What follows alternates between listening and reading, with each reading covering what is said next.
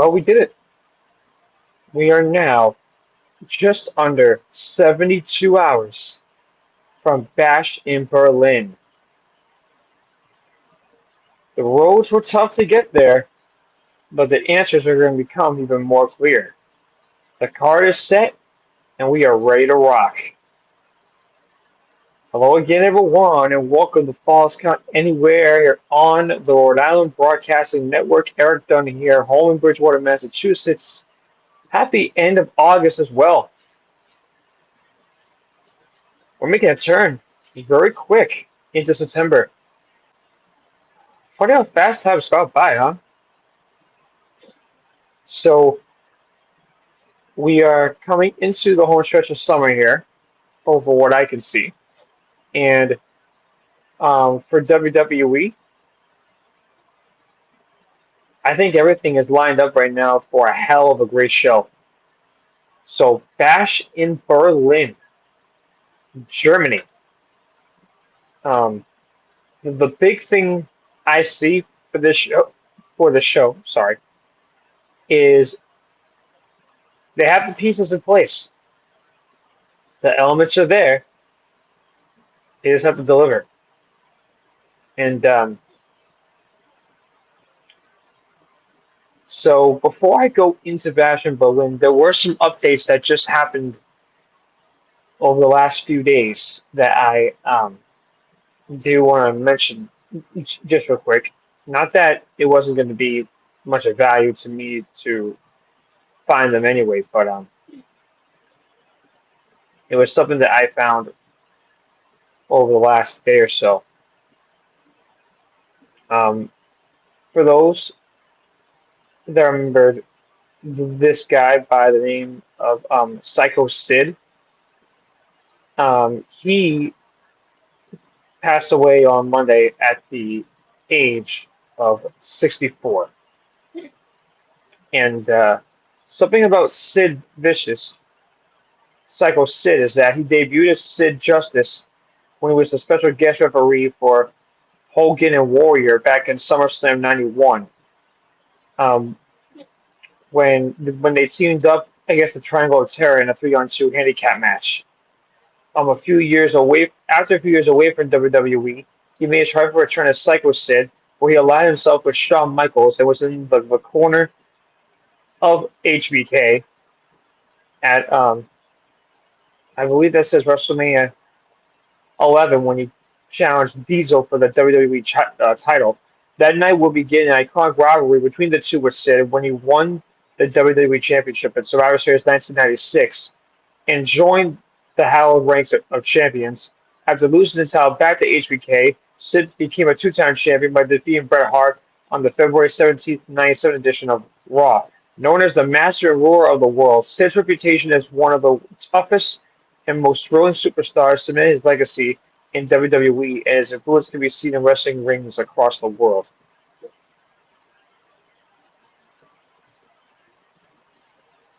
Yeah, he was one of those guys that laid down the groundwork before the Attitude Era.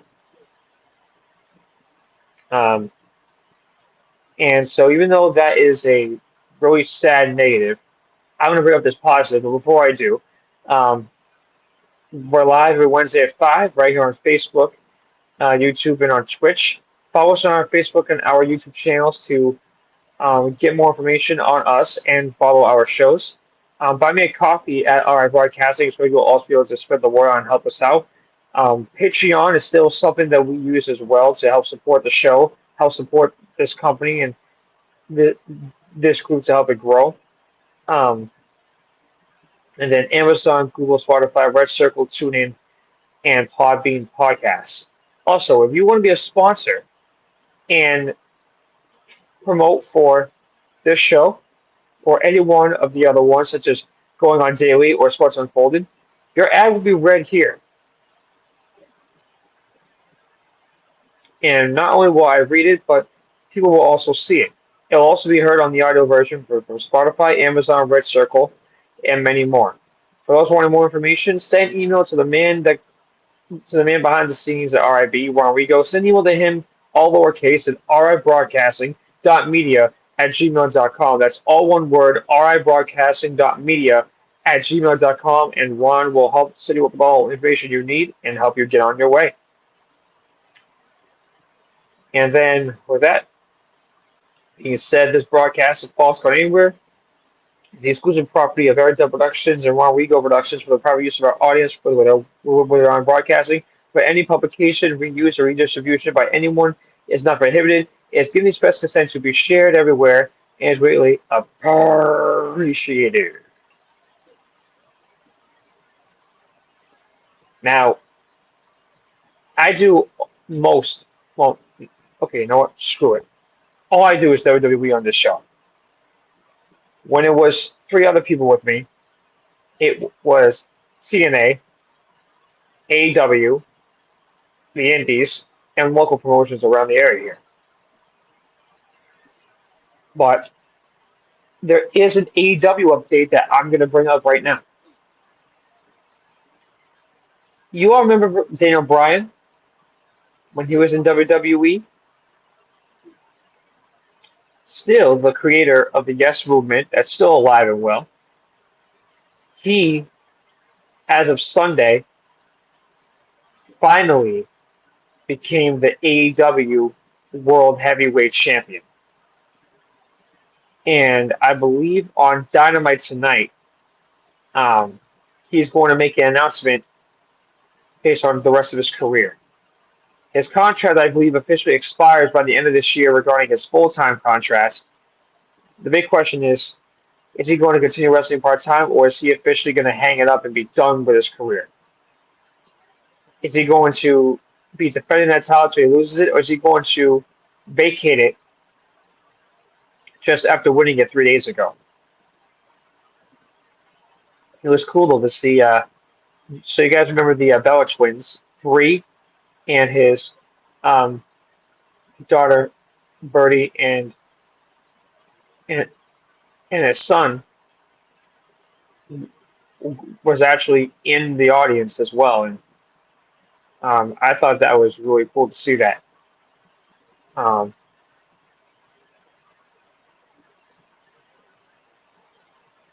and and believe me when I tell you, I've always been a huge fan of Brian's work, not just him as a wrestler, but also him as a person.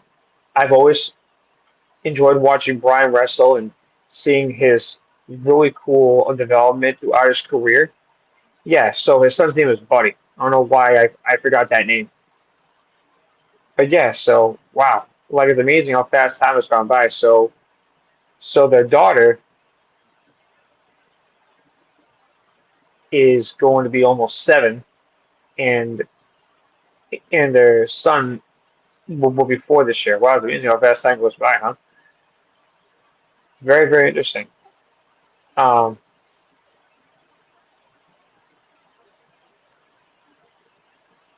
I mean, ever since Brian, and I'll just say this quick too about Brian, because he's someone that is so loved in this business, regardless of him not being in WWE anymore.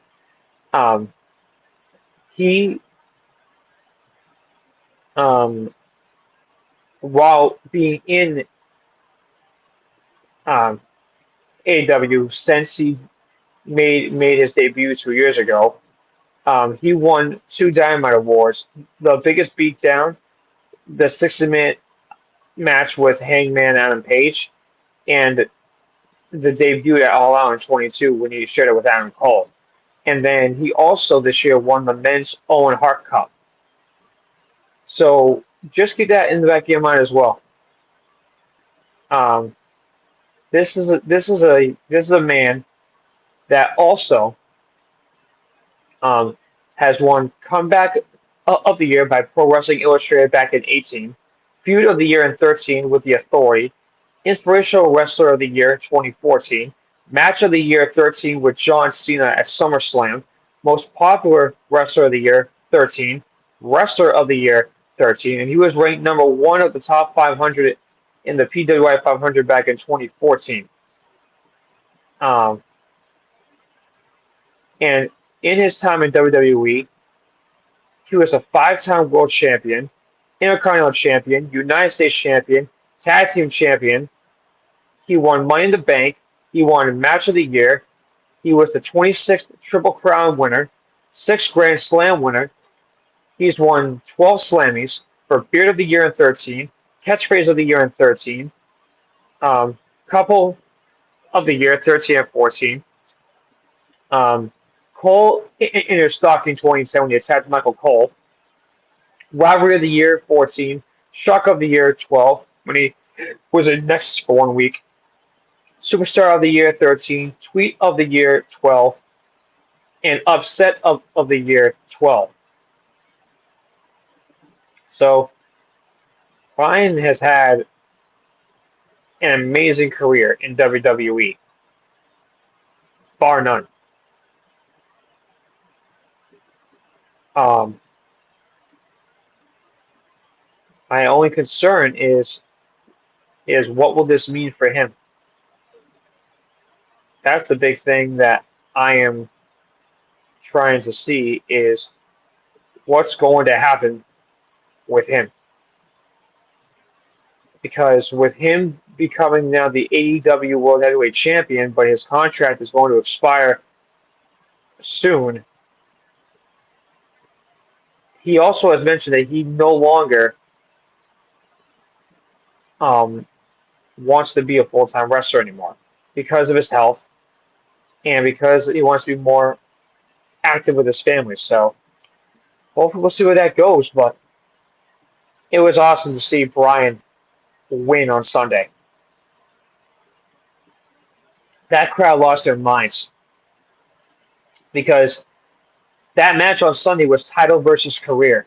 If Bryan lost, he would have to retire.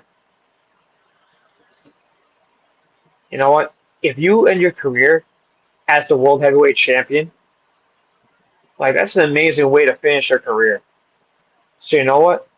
I will completely understand it if on Dynamite tonight Bryan hangs it up. But on the same token, you can't blame him. This guy's had more health problems, concussions, and surgeries than you can shake a stick at. One of the best careers in the history of this industry. One of the most loved and respected wrestlers in the industry. And still one of the most popular in the history of this business. I mean, I love Bryan Danielson. I love Daniel Bryan.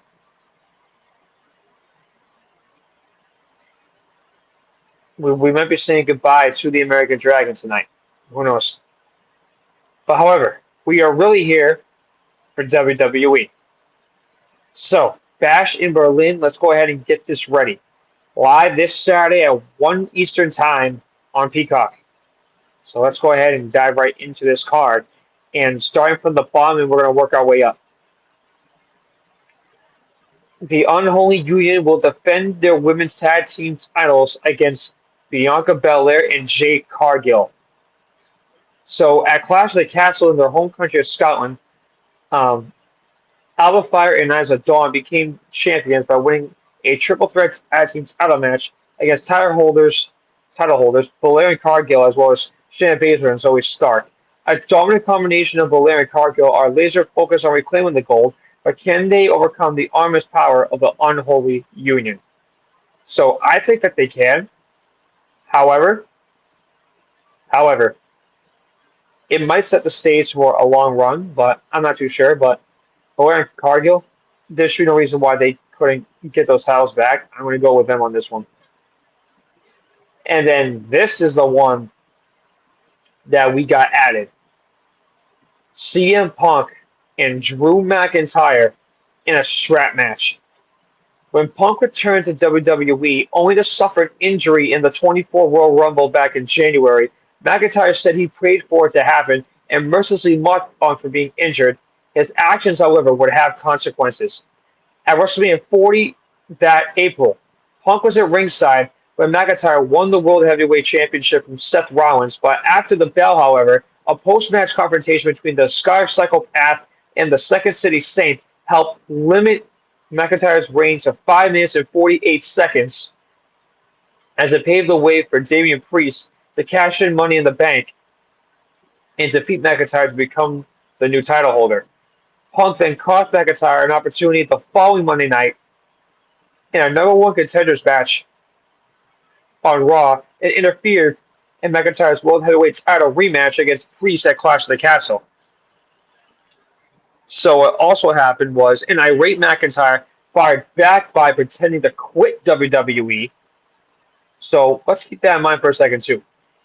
He pretended to try to quit WWE and then unleashed a brutal beatdown of Punk on SmackDown that week and stealing a bracelet that represented Punk's love for his wife and dog.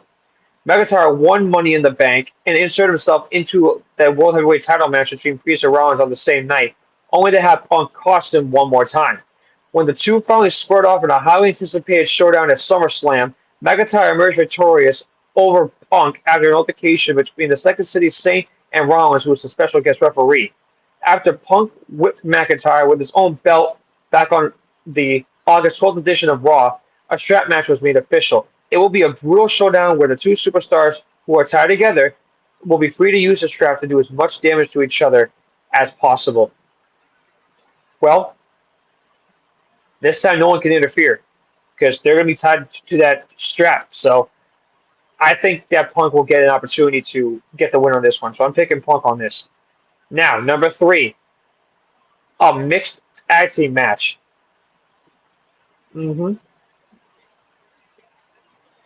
Damian Priest and Rhea Ripley versus Dirty Dominic Mysterio and the Women's World Heavyweight Champion Liv Morgan. An irate Priest and Ripley will be out for retribution due to what has transpired over the last several months. At SummerSlam, Dirty Dom stunned the WWE Universe when he betrayed Mamian to help Liv retain her title. He then added insult to injury by making out with the champion in a post-match celebration. Later that same evening, Finn Balor created another shocking moment when he caused Priest to lose the World Heavyweight Championship to Gunther and forever shattered the Judgment Day as we knew it. On Raw that following week, Balor, Mysterio, Morgan, JD McDonough, and Carlito re-emerged as a new version of the Judgment Day in direct opposition with Priest and Ripley. Arguably the two most powerful members of the Dark Faction's former incarnation, Priest and the Eradicator were thirsty for payback and planned to get it against Dominic and Liv in a mixed tag team match. Priest and Rhea. Priest and Ripley are going to get this shot, I think. So, Damian and Rhea, I'm picking them on this one. So that's number 3. Number 4. Gunther defends his World Heavyweight Championship against the 14-time World Champion, Apex Predator, Viper, and Legend Killer, Randy Orton. Two of the best in the world will go one-on-one when World Heavyweight Champion Gunther returns home to Europe to face Randy. After Gunther won the World Heavyweight title at SummerSlam in a controversial win, as well as a controversial King of the Ring win over Randy in Saudi Arabia, the Viper shocked the WWE Universe by appearing on Raw that week, revealing that Adam Pearce has granted him a championship match at Bash in Berlin, with the winner staying on Raw and the loser going to SmackDown. The Ring General welcomed the opportunity, setting the stage for a monumental World Heavyweight title match in Germany. So here's that situation regarding Randy. He's tied right now with The Game, Cerebral Assassin, and King of Kings, Triple H, who is the CCO of WWE, the Chief Content Officer. They're both 14-time world champions. If Randy wins on Saturday, he will be a 15-time world champion in sole possession of second place behind John Cena for the most world title wins in WWE history. Don't forget, Cena's tied with Ric Flair, the Nature Boy, for 16. Randy's tied with The Game. I think that'd be nice to get Randy another title run. The only thing is, I don't know how much longer he's going to have, but it has been confirmed, however, that Randy has signed a 5-year extension with WWE. So my guess is at the end of this 5-year run, Randy's done. But it would be nice for Randy to win it. However, if Gunter does retain, that means Randy goes back to SmackDown. What does that mean with that? I have no idea. But speaking of legacy, let's talk about the main event. The American Nightmare Cody Rhodes will defend his undisputed WWE Championship against the prize fighter Kevin Owens. Hale's been battling the bloodline on and off for over 4 years, and after the American Nightmare defeated Solo at SummerSlam, Rhodes offered Owens the chance to face him at Bash in Berlin. Rhodes and Owens have squared off once before in singles competition, but in early 22, not long after the American Nightmare made his stunning return to WWE. On that evening, Rhodes managed to defeat KO by a countout victory. The American Nightmare has been a fighting champion, having defeated the likes of Solo, AJ Styles, and Logan Paul in championship defenses.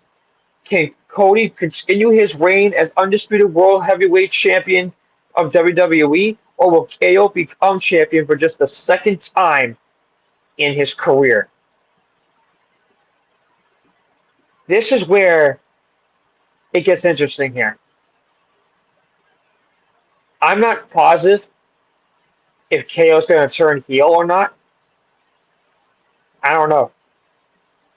To be honest with you, I have no idea. I don't know if he's going to turn heel. What I will say is that if KO does turn heel, it might be after the match if Cody retains, which I think Cody will. So I think Cody is definitely going to retain. And you know what? I'll make this prediction too. Cody retains. In part two of my prediction, if Cody retains, KO turns heel. Because you know what? If you guys watched SmackDown last Friday night, there was a video played of the amount of people KO's turned on in the last 9 years. 10 years, actually. So let's keep that in mind, too. Could be interesting regarding all that. But let's also remember this. The Rock has not come back. Jimmy Uso has not come back. Roman is apparently off TV till September. John, we know we won't see him until January anyway. And Charlotte Flair is still rehabbing.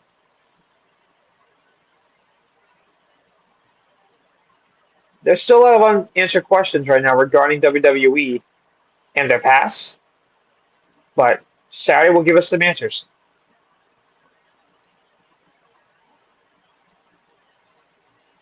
Saturday should 100% give us some answers on this. And to be honest, I'm pretty excited about it. And I could say that I'm hoping for the best with this show, and I personally think that this show will be great. It's just going to come down to what the decisions are and what happens. But for next week's broadcast, the recap of Bash in Berlin. And then we will also go over the Raw after Bash in Berlin, Labor Day. And we will go over that together, and we'll recap that and what the aftermath will be. Because if I'm looking at the calendar right now for WWE, I believe their next premium live event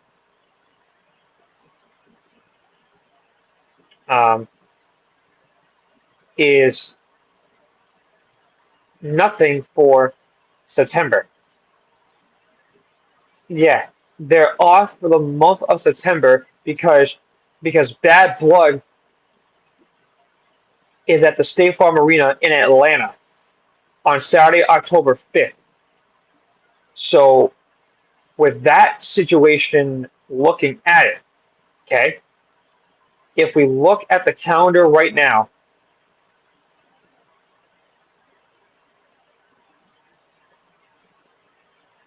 as of right now, we are on the 28th. If we look at the rest of the calendar here, we will be officially 5 weeks away from Bad Blood. And it looks like in those 5 weeks, they're all going to be added up to what the card is going to be presented for Bad Blood. But let's also keep this in mind as well, because I want to make sure you guys can keep this in the back of your mind. Atlanta, Georgia. Atlanta, Georgia is the home of Cody Rhodes. So Cody will return home to Atlanta in 5 weeks. Think of the possibilities that could be added for Cody with that. So you got Bad Blood in October. And then on Saturday, November 2nd, they're back in Saudi Arabia for Crown Jewel. That's coming back again. And then, of course, they'll be in Vancouver at the end of November for Survivor Series War Games. And that is it until the Rumble in 25. So, guys, the elements are there. They just got to fire off and hit their target and just don't miss. That's all they got to do. So, that being said, the Raw after Bash in Berlin and the recap of Bash in Berlin, that is all we'll be going over for next week. With that being said, guys, thank you for joining me here. Next time I see you, I'll see you in September. And I look forward to passing it along to you. On behalf of the man behind the scenes, Ron Rigo, this is Erik Dunn saying so long and thank you from my home in Bridgewater, Massachusetts. This has been a presentation of I'm Done, which I actually want to bring that up to you regarding I'm Done with Sports. Because there is something I do want to mention because we are hitting September. For those that are interested in wanting more information regarding my other show I do called I'm Done with Sports. So, we all know that Patriots season is coming soon. We will begin the 2024 NFL season soon. And I would say that like my biggest, what is it? Not quality, but I would say like my biggest stride every calendar year that I've been doing I'm Done with Sports is when I bring up my Patriots recaps and highlights. And I think this will be a much different season. Don't know how it's going to look. I mean, the roster's already been set. The 53-man roster's been set. We'll find out by the end of this week who's starting on opening day against Cincinnati on September 8th. But I'm Red Sox and Patriots heavy right now for the next month. So that show airs on Double Sports every Wednesday night at 10 on 990 WBOB.com, and it's podcasted up on my website every Thursday morning. I share that out on my Facebook as well. So for those that are interested in wanting to find out on that link, keep your eyes peeled on there. I also share that out on X, which is Twitter, and also on the website too, 990WBOB.com. So I'm coming into the home stretch with that. Not really because I'm wrapping it up, but I believe by maybe the end of October, I will have my 100th episode. Yeah, my 100th episode. And I believe guaranteed, looking at the numbers for 2025, I will have my 100th episode of False Count Anywhere as well, officially overall. So some big numbers are coming, guys, and they're coming up fast. So the amount of support I've gotten from all of you, just the views and sharing it out, I want you to know how much that means to me and how thankful I am for all of you for not only doing that, but being there beside me for that. I'm looking forward to the next ones, and we'll go from there. Guys, I'll see you in September. Thank you so much for watching and listening.